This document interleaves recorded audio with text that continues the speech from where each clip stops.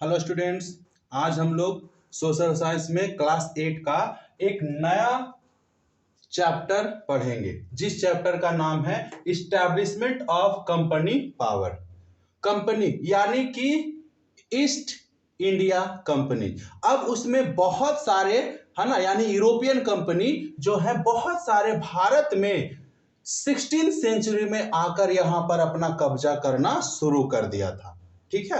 अब जैसे कि बात करते हैं ईस्ट इंडिया कंपनी की, तो इसमें ईस्ट इंडिया कंपनी में French east India company, British east India company है ना, और डेनमार्क, पोर्टुगीज, ये सारे यूरोपियन कंट्री जो है हमारे देश के अलग अलग पार्ट में अपना व्यापार सुगठित करना शुरू कर दिया था। तो हम लोग जानते हैं कि कंपनीज पावर का एक्सपेंशन कैसे हुआ, कैसे है ना, ब्रिटिश ने, यूरोपियन ने हमारे देश में अपनी पावर को अपलिफ्ट किया। बहुत ज्यादा साम्राज्य को उसने क्या किया, फैलाना शुरू किया। देखते हैं। Discovery of sea route made the trade relation with India is easier.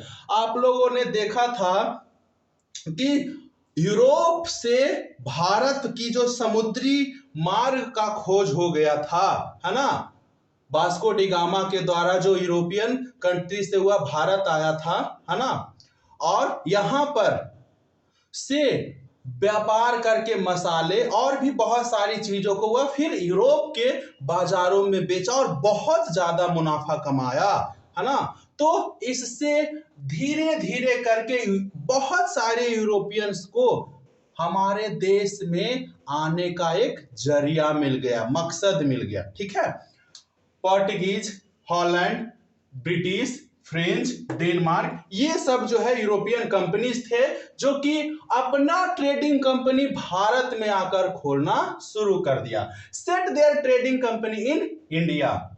Vasco da Gama landed in 1498 at Calicut and mark the beginning of European era. यहीं से यूरोपियन एरा का शुरुआत हुआ, है ना।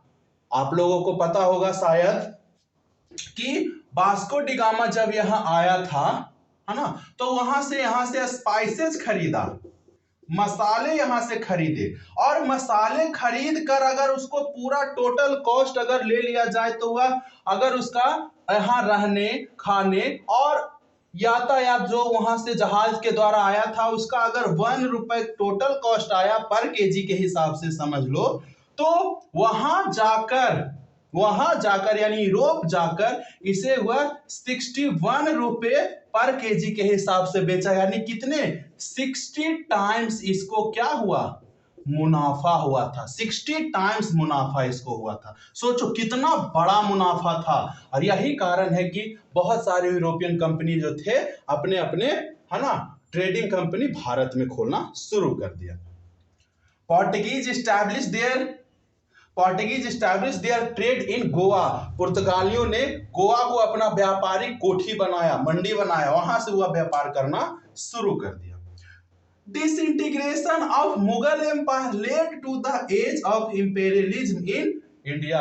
अब रही बात कि बहुत सारे, भारत बहुत बड़ा था, वहां पर ब्रिटिश, फ्रेंच, पोर्टुगीज ये सब आकर जो धीरे धीरे बस रहे थे, उसका कारण क्या था?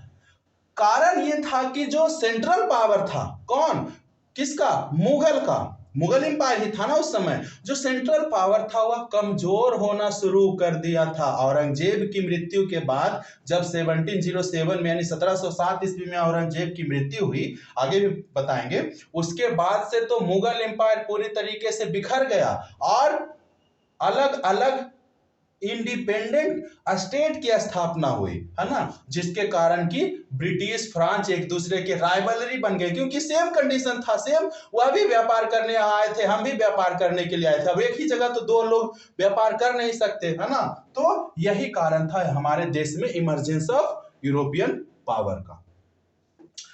तो मुगल एम्पायर में डिसइंटीग्रेशन के कारण यहां पर इंपेरियलिज्म, राजशाही, है ना, का जन्म हुआ। Lack of a strong central authority resulted emergence of many independent state. कहता है कि सेंट्रल अथॉरिटी यानी दिल्ली जो है मुगल एम्पायर की जो स्ट्रॉन्ग, है ना, पावर था वह धीरे धीरे करके वीक होना शुरू कर दिया।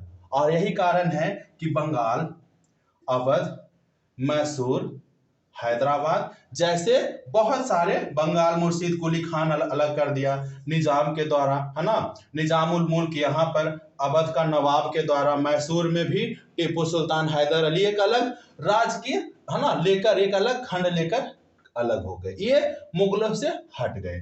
ठीक है, तो यही सब चीज जो है नए नए किंगडम की स्थापना हुई और उन किंगडम पर अलग अलग नए नए राजाओं का क्या हो गया, राज होना शुरू हो गया था। ठीक है, मिटाते हैं इसको।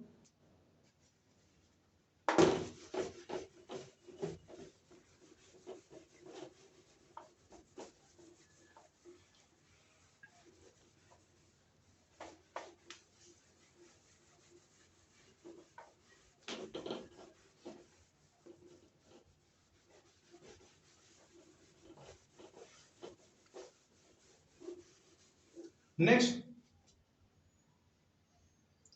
यूरोपियन,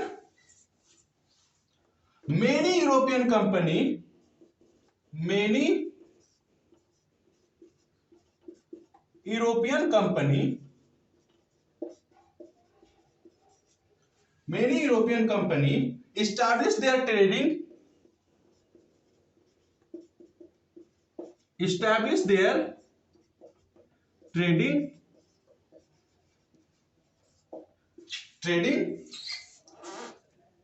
है ना, ट्रेडिंग सेंटर इन कोस्टल एरिया, ट्रेडिंग सेंटर्स या ट्रेडिंग फैक्ट्रीज इन कहा, कोस्टल एरिया, समुद्री क्षेत्र में, समुद्री रीजन में लगाना शुरू किया। क्यों? ताकि वहां से जो पोर्ट्स है वह नजदीक पड़े और वहां से सामान का आवागमन आसानी से हो सके।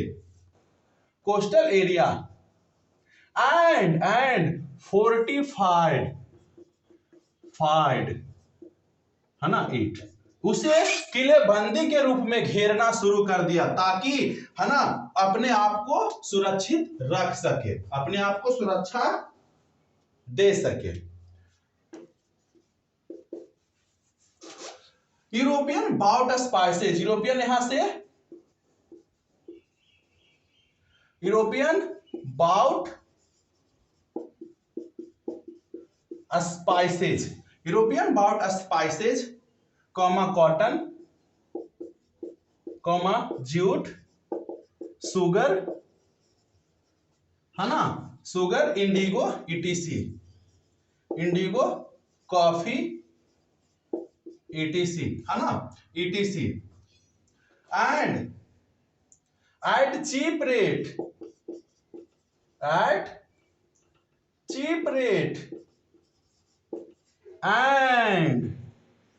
and sell them to European and America at higher cost, बहुत अधिक, है ना, में वहां बेच दिया करता था। इन 1600 AD क्यून कौन थी वहां की, ब्रिटेन की क्यून कौन थी, एलिजाबेथ फर्स्ट, ब्रिटेन के क्यून थी Elizabeth first. Grants British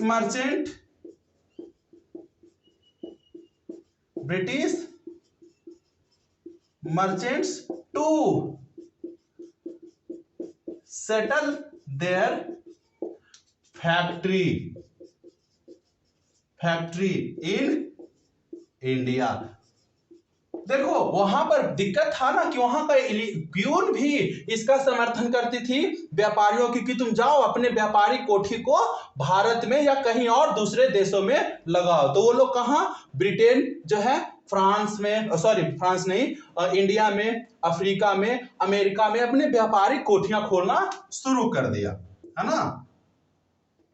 in 1664 French set up their trading company, French set up there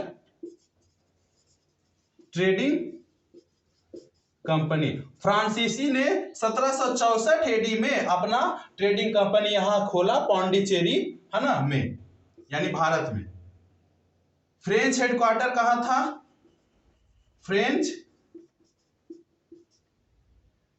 है ना हेडक्वार्टर था, एचक्यू था, हेडक्वार्टर पुडुचेरी, पौंडीचेरी जिसको कहते हैं, पुडुचेरी। और अदर कॉलोनीज थे उसके, अदर कॉलोनीज थे में चंदेर नागौर,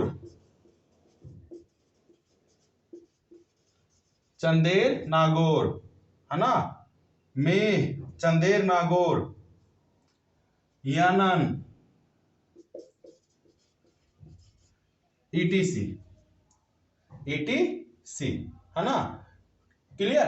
तो ये हमारा फ्रेंच का था, है ना, फ्रांसीसी पोर्ट यहां जो खोले थे उसका था।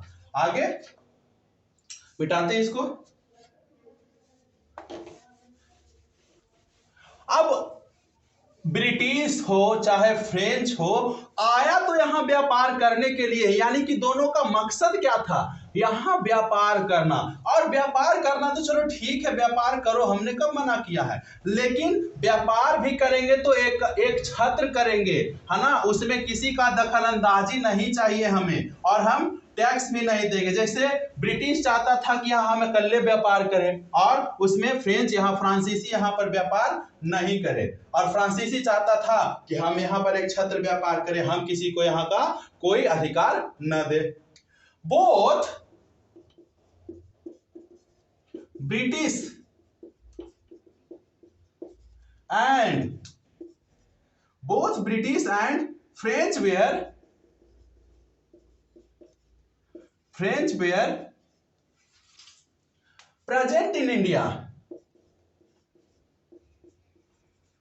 present in India, for common purpose.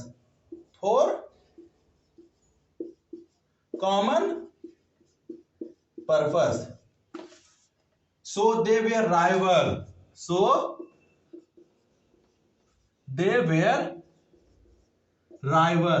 दोनों एक दूसरे के कट्टर विरोधी थे, है ना। These created many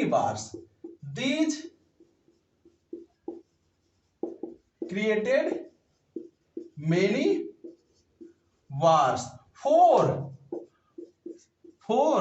domination